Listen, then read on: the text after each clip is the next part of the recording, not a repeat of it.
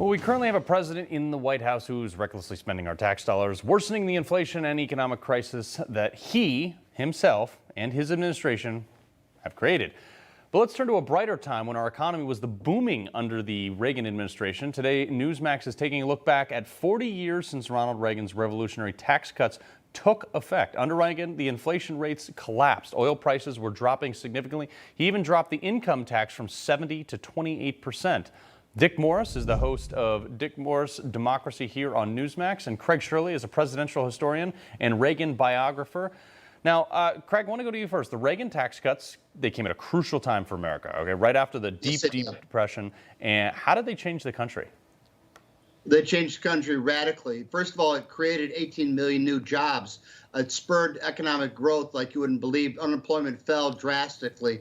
The country was in terrible shape during the Carter recession. We had high interest rates, we had high inflation rates, we had high unemployment, and the Reagan tax cut was not the beginning of the Reagan revolution, but it was an important cog in the revolution. The revolution consisted of many things: beating the Soviets, raising American morale, other things like that.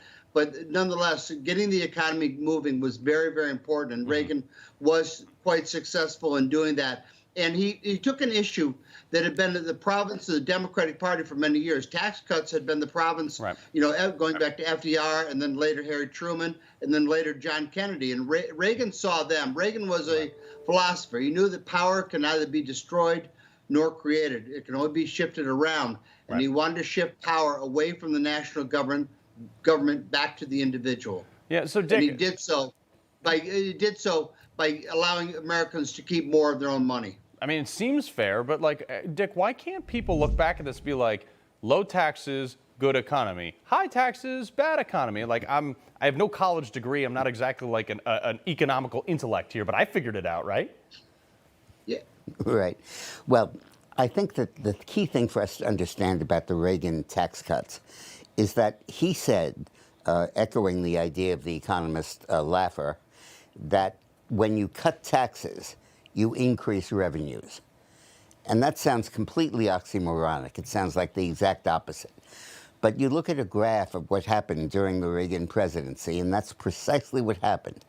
As the income tax rate was dropping from, as you said, 70% down to 28%, the revenues of the federal government were soaring, the budget was balanced, and the economy came roaring back. Yeah, there it is. There's the chart. And it assured incredible economic growth. So the problem is that Biden has it precisely the opposite. He's raising taxes, not cutting taxes, and it's cutting economic growth. And ultimately bringing in inflation, because it's like a car spinning its wheels but not going anywhere. Yeah. And it's just completely the opposite of Reagan. Yeah, Craig, I got about 30 seconds. What you got? Yes. What it is that completely consistent with the philosophies of the two parties.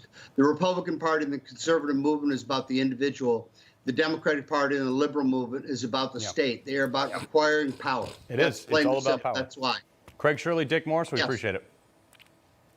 All right, folks. Carl. Have a good weekend. You too. All right, folks, we'll be right back.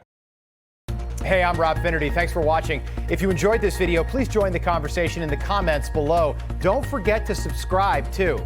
Hit the bell icon to be alerted to breaking news. And remember, there's a whole lot more on Newsmax TV, America's fastest growing cable news network. Newsmax TV, we're real news for real people.